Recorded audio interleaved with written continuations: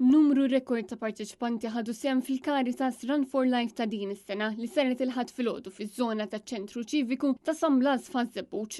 Din kienet ir-reba' edizzjoni ta' din l-attività.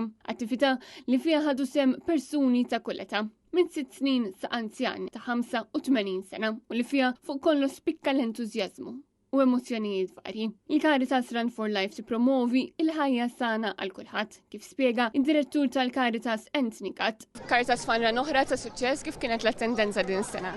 Hija attendenza rekord, kellna 1700 parteċipant. Sfortunatament fl-aħħar 4 tim kellna ma nilqgħux iktar parteċipanti ħaġejna fully booked, jiġifieri għawaġġ kbir għal attivitajiet bħal daw u fil-Caritas barra li naħdmu biex in-nies jinqalgħu mid-dipendenza fuq id-droga u d-batija kollha li ġib naħdmu għal prevenzjoni u waħda mill-iktar affarijiet sbieħ għal prevenzjoni u għal isport fil-kampanja.